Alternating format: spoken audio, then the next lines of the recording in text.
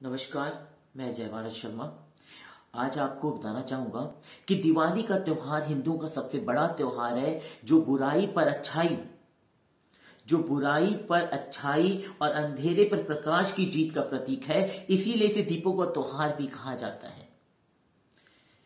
दीपावली का पर्व हिंदू कैलेंडर के अनुसार दिवाली उत्सव अश्विन के 28वें दिन यानी कृष्ण पक्ष त्रयोदशी से मनाया जाता है। यह कार्तिक मास के शुक्ल पक्ष द्वितीया तक चलता है। बात करें हम हिंदू धर्म के अंदर हमारे दिवाली पर्व पे विशेष रूप से 3 देवी देवताओं की वंदना की जाती है, श्री गणेश जी की, लक्ष्मी जी की और सरस्वती माता जी की। गणेश वंदना में हम इस प्रकार से मंत्र का उच्चारण करते हैं, वर्णा नामर्थ संधानम रसानम छंद सामपि मंगलानम चय कृतारो वंदे वाणी विनायको गजाननम भूत गणाधिसेवितम कपित जम्बू फलचारु भक्षणम उमासुतम शोक विनाशकारकम नमामि विघ्नेश्वर पाद पंकजम ओम गण गणपते नमः। वर्णा वक्रतुंड महाकाय सूर्यकोटि समप्रभ निर्विघ्नं कुरु देव सर्व कार्येषु सर्वदा। श्री लक्ष्मी की आराध्य वंदना में महालक्ष्मी नमस्तुभ्यम सुरेश्वरी हरि प्रिय नमस्तुभ्यम दयानिधे। महासरस्वती जी की वंदना में हम कहते हैं या देवी सर्वभूतेषु बुद्धि रूपेण संस्थिता नमस्तस्ये नमो नमः। यही नहीं, हमने इसके बाद ये भी देखा है कि हमारे जो हिंदू धर्म के त्योहार हैं उनमें इनमें कुछ और त्योहार, जैसे कि हम देखते हैं कि हमारा ये त्योहार है दिवाली का, ये अमावस के दिन बनाया जाता है क्योंकि इस दिन माना जाता है कि श्री लक्ष्मी जी अंधेरे में आती हैं और इसके एक व्यवहारिक सत्य भी है। ये साफ बताया गया है कि हमें इंसानों को अपनी कमाई के सोर्स को दूसरों को नहीं बताना चाहिए।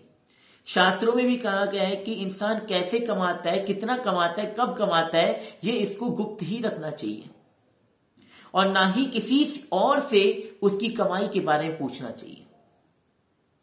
और अगर मैं युगों की बात करूं तो चाहे वो त्रेता युग हो, चाहे द्वापर युग हो, चाहे सतयुग हो, चाहे कलयुग हो, हर युगों में दिवाली उत्सव बनाने की अलग अलग कथा मानी गई है। अगर मैं बात करूं त्रेता युग में तो ये मानते हैं कि समुद्र मंथन के समय लक्ष्मी जी की उत्पत्ति हुई थी और लक्ष्मी जी का विष्णु जी से विवाह हुआ था। इसके साथ साथ ये भी माना गया है कि हमारे इसी पर्व के अंदर जो हमने देखा इसमें कि दैत्यराज बलि से हमारे वैश्य जी ने 3 पग भूमि मांगी और 3 पग भूमि ने उन्होंने पूरे ब्रह्मांड को नाप लिया। तभी से दिवाली पर्व मनाया जाने लगा। इसके बाद हमने देखा कि सतयुग में श्री कृष्ण जी ने रावण जी का वध करके जब अयोध्या में आए थे, पूरी अयोध्या नगरी को दीपों से जगमगा दिया गया था और तभी से दिवाली का पर्व मनाया जाता है। और हमने ये भी देखा श्री कृष्ण ने जब राक्षस को मार करके 16,100 स्त्रियों को वहां से बचा के लेके आए थे, तभी से हमारे द्वापर युग में दिवाली का उत्सव मनाया जाता है। और यही हम देखेंगे कि हमारे कलयुग में जिस तरीके से महावीर जी ने उपाधि हासिल की थी और गौतम बुद्ध के शिष्यों ने उसकी उपाधि पर उनके दीपक जलाकर की उपासना की थी, जिसके ऊपर दिवाली का उत्सव मनाया जाता है।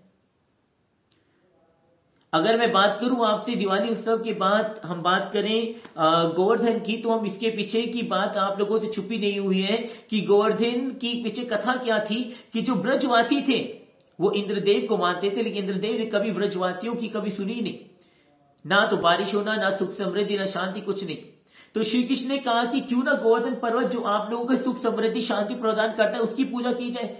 इससे इंद्रदेव ने क्रोधित होकर वहां के लोगों को 7 दिन तक लगातार बारिश करके बाढ़ की स्थिति ला दी। इस परिस्थिति से बचाने के लिए श्री कृष्ण जी ने अपनी चुटकुली में गोवर्धन पर्वत को उठा करके ये साबित कर दिया कि और एक साथ में उनका घमंड भी चूर कर दिया इंद्रदेव जी का। और तभी से ब्रजवासी गोवर्धन पर्वत की पूजा करने लगे, ना कि इंद्रदेव की। ये तुम्हारी गोवर्धन जिसे हम अन्नकूट भी कहते हैं उसके पीछे की कथा है। इसके बाद हमने देखा भाई दूज का त्योहार जो है हमारा, ये एक तरह से सुख दुख बांटने का पर्व माना जाता है। सुख दुख बांटने का पर्व है। भाई बहन के बीच में एकता और प्यार को बनाए रखने का प्रतीक है। ससुराल पक्ष को लगे कि उसके ससुराल पक्ष को लगे कि बहन के सिर पर उसके भाई का साया है, और वही बहन को ये लगे, वही बहन को सदा महसूस करे कि उसके डर को दूर करने वाला यानी उसका भाई हमेशा उसके साथ है जीवन भर। तो ये जो चीज है, ये भाई बहन की एकता का प्रतीक। इस त्योहार के अंदर भी पीछे कहानी है। सूर्यदेव की पत्नी छाया और सूर्यदेव और उनकी पत्नी छाया के एक पुत्र पुत्री थी, यमराज और यमुना। यमुना अपने भाई से बहुत प्रेम, दोनों के बीच में आपस में बहुत प्रेम था। यमुना ने शादी के बाद अपने भाई को कई बार न्योता दिया उसके घर आने के, लेकिन यमराज के मन में यह था कि मैं तो प्राणों को हरने वाला हूं, मैं अपनी बहन के घर जाके कैसे जीव सकता हूं मैं। लेकिन एक बार यमुना ने अपने भाई यमराज को वचनबद्ध करने के बाद उसे कहा कि आपको मेरे घर आना होगा। और तब यमराज जब आया अपनी बहन के घर, वह आदर सत्कार प्रेम और इतना कुछ पाकर के वो इतना खुश हो गया कि उसने अपनी बहन से कहा कि बहन बता मैं तुझे क्या दे सकता हूं, तू जो वर मांगना चाहती मांग। उसकी बहन ने एक ही वर मांगा कि भाई मैं तुझसे यही मांगती हूं कि हर दिन तू इसी दिन, हर साल इसी दिन तू मेरे घर आ, भोजन कर, आदर सत्कार पा और मुझे मौका दे कि मैं तुझे अपना प्रेम दिखा सकूं, अपने भाई की सेवा कर सकूं। साथ साथ मैं ये भी चाहती हूँ कि इस दिन जो भी अपने भाई को बुला करके उसकी पूजन करेगी, उसके मन में यमराज के प्रति जो डर है वो खत्म हो जाएगा, अपने भाई की लंबी आयु के लिए क्या करेगी।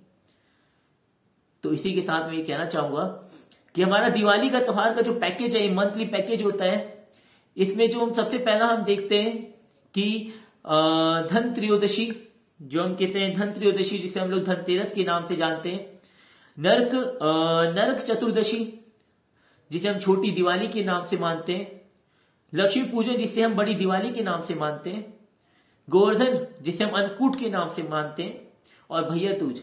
इन सभी पैकेज जो हमारा हिंदू धर्म का सबसे बड़ा त्योहार है, कृपया करके इसे पूरी आदर सत्कार के साथ बनाएं और हमारे इस हिंदू धर्म के त्योहार को यूं ही खुशी के साथ आगे बढ़ाते रहें। जय हिंद, जय भारत।